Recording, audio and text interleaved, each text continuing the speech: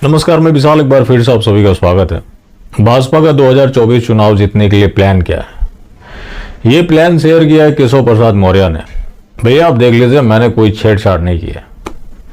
इस प्लान के मुताबिक केशव प्रसाद मौर्य कृष्णवंशियों, रविदास वंशियों और पसमानदा मुसलमानों को साथ लाएंगे, हर बूथ पर कमल खिलाएंगे।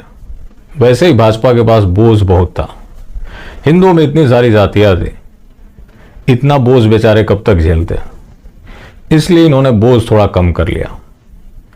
अब रही बात कृष्णवंशी होगी या फिर रविदास वंशी होगी, तो ऐसा तो नहीं है कि पहले उन्होंने वोट नहीं किया, वोट देते रहे। हो सकता है कि संख्या कम हो, तो इन लोगों के पास इतनी ज्यादा बोझ हो गई थी कि इन लोगों ने अपना बोझ कम कर दिया। वैसे भी नरेंद्र मोदी जी महामानव, कितने लोगों का बोझ लेकर चलते हैं, तो हम जैसे लोगों ने कृपा करते हुए खुद ही अलग कर लिया और बोल दिया कि तुम्हें गैरों से कब फुर्सत, हम अपने गम से कब खाली। चल हो चुका मिलना, ना तुम खाली ना हम खाली। अब जब तुम्हें हमारी जरूरत नहीं है तो हमें भाई तुम्हारी क्यों जरूरत हो।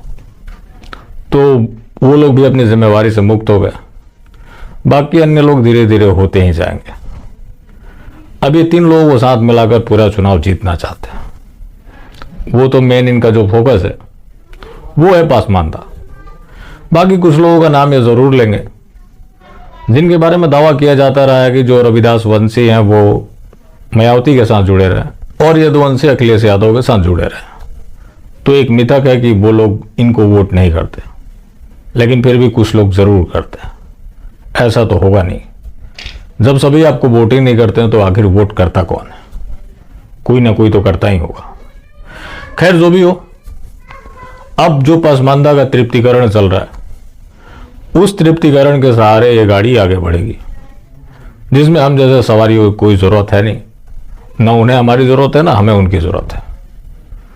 मामला रफा दफा। अब जिनको जरूरत है भैया वो अपना लटके रहे, क्योंकि जो उसमें जो सीट है वहां सिर्फ पसमानदा बिठाए जाएंगे। बात तृप्तिकरण की हो गई है, कई जगह भगवा से पल्ला झाड़ भी लिया गया। जेपी नड्डा ने तो खैर बोल भी दिया था। उसके बाद उसके परिणाम भी दिखने लगे। अभी बहुत कुछ दिखेंगे, आपको सिर्फ आंख से पट्टी हटाकर रखने की जरूरत है। तो ये तो रहा इनके 2024 का प्लान कि किस तरह से चुनाव जीतना चाहते हैं। दूसरा मामला है अजीत डोभाल का। बड़े बहुमुखी प्रतिभा के धनवान व्यक्ति रहे। जब मौलाना साहब से मिलने गए थे तो बताया गया था कि वो पता लेने गए थे, और जब तक आप किसी के नजदीक नहीं जाएंगे, उसको ढील नहीं देंगे, तो कैसे उसका राज आप निकाल पाएंगे। तो वो राज निकालने गए थे। वो अलग बात है कि मौलाना साहब निकल गया। अब मौलाना साहब कहाँ है? कुछ लोग सवाल तो जरूर पूछ ही लेते हैं, लेकिन वो देसी जेम्स बॉन्ड साहब जाने कि वो कहाँ है। तो मौलाना साहब के बाद सलमान नदवी, एक कॉन्फ्रेंस में मंच सजा किया इन्होंने उसके साथ। अब ये सलमान नदवी की यूएसपी क्या है? ये मुस्लिम ब्रदरहुड से संबंध रखता है। आईएसआईएस के प्रति इसकी निष्ठा है। अबू अदनानी जो कि आईएसआईएस का प्रवक्ता है, वो भारत में आईएसआईएस की विस्तार और उसके प्रति निष्ठा को लेकर सलमान नदवी की तारीफ कर चुका है। उसके साथ मिलकर अजीत डोभाल साहब भारत में शांति लाना चाहते हैं। उसमें निंदा किया गया कि अब सरतन से जुदा के जो स्लोगन दिए जाएंगे उसकी निंदा की जाएगी। वो गैर मजहबी है, किसी भी धर्म से जुड़े हुए लोगों का अपमान बर्दाश्त नहीं किया जाएगा। सरतन से जुदा गैर मजहबी है, लेकिन किसी ने कर दिया तो उससे भी मजहब इनकार नहीं करता। ये सब चलता है, इतनी बड़ी देश है, इतनी छोटी छोटी घटनाएं तो होती रहती है। अब इनके बारे में कई दंत कथाएं हैं। मैं बात जेम्स बॉन्ड साहब की कर रहा हूं।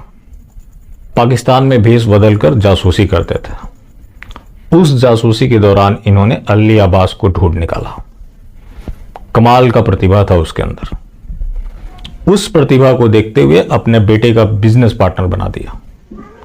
तो अजीत डोभाल का बेटा सैयद अली अब्बास के साथ बिजनेस चलाता है।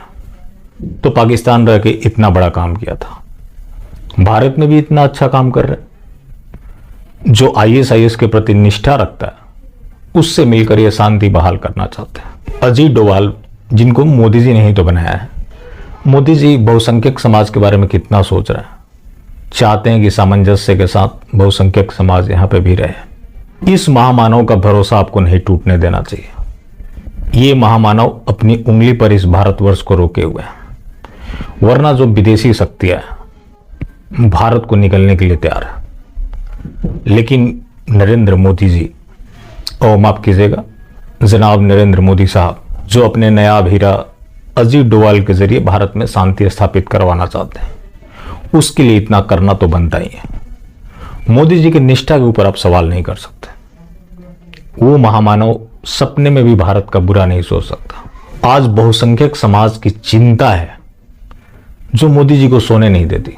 आप जानते हैं कि वो 22-22 घंटे जगते हैं सिर्फ बहुसंख्यक समाज को बचाने के लिए। अब जो उन्होंने अजीत डोभाल साहब को भेजा, वहां कुछ सोच समझ कर ही भेजा होगा। उनके साथ अगर ये संबंध स्थापित कर लेते हैं तो सौहार्दपूर्ण माहौल में ही देश का विकास संभव है। तो देश के विकास के लिए ऐसे सौहार्दपूर्ण माहौल होना जरूरी है, जहां PFI अपनी गतिविधि करती रहे, केंद्र सरकार मौन रहे। बेशक उस कॉन्फ्रेंस में PFI की निंदा की गई, उसे बैन करने की मांग की गई, लेकिन तब तक उसे बैन नहीं किया जाएगा जब तक वो अपना नया कोई संगठन खड़ा ना कर ले। नया संगठन खड़ा कर लेगा, उसको भी बैन होते होते 20 साल हो जाएंगे, और 20 साल का ही तो सारा खेल ही है। तो मोदी जी कितना दूरगामी सोच रखते हैं। तभी तो उन्होंने अजीत डोभाल जैसे अनमोल रत्न की खोज की, जो कि जहां भी जाते हैं कुछ ना कुछ ऐसा निचोड़ लाते हैं, या फिर जिसको छू देते हैं वो विलुप्त हो जाता है। निचोड़ कर तो लाया था अली अब्बास को, जो कि बेचारा पाकिस्तान का था। मौलाना साद को इन्होंने छुआ और वो विलुप्त हो गया। तो इस तरह के निष्ठावान लोगों की खोज मोदी जी ही कर सकते हैं, और देश ये हिंदू राष्ट्र की तरफ इसी तरह से आगे बढ़ेगा। अचानक से आप इतनी बड़ी कम्युनिटी को कुछ नहीं कर सकते, उसको पहले भरोसे में लेना पड़ेगा, उसके बाद मोदी जी अपना असली खेल शुरू करेंगे। तब तक आपको धैर्य बनाए रखना चाहिए और इस महामानव के ऊपर भरोसा रखना चाहिए। इस महामानव का भरोसा डिगने ना पाए। अगर इस महामानव का भरोसा डिग गया तो भारत पूरी तरह से अंधकारमय हो जाएगा। पूरे भारत की भविष्य मोदी जी के ऊपर टिकी हुई है। बेशक PFI की बैन करने की मांग इस्लामिक संगठन कर रहा है, अब्बास प्रेमी उसे अलतकिया करार दे रहे हैं, लेकिन जो ये केंद्र में बैठे हुए हिंदूवादी लोग हैं, वो लोग महा अलतकिया कर रहे हैं, क्योंकि वो लोग पूरी तरह से चुप हैं, बोलना भी नहीं चाहते। क्या पता कुछ बोला, कतर का रिएक्शन आ गया, तो फिर मोदी जी अपने हुक्मरानों को क्या जवाब देंगे। तो मोदी जी को अपने हुक्मरानों को जवाब ना देना पड़े, तो इसलिए छोटी छोटी ये सारी घटनाएं जो हो रही, इतना आपको बर्दाश्त कर ही लेना चाहिए। देश विकास के पथ पर दौड़ रहा है, उसके लिए कुछ लोग अपनी जान गंवानी ही पड़ जाए तो कौन सी बड़ी बात है। देश से बड़ा तो कोई व्यक्ति हो नहीं सकता, और इस महामानव के लिए इतना तो बनता ही है। बाकी जिंदा रहें तो फिर मिलेंगे, और मिलकर रहेंगे तो जिंदा रहेंगे। मिलना जुलना सही रखें, लेकिन मास्टर स्ट्रोक वादी बिल्कुल भी ना हो।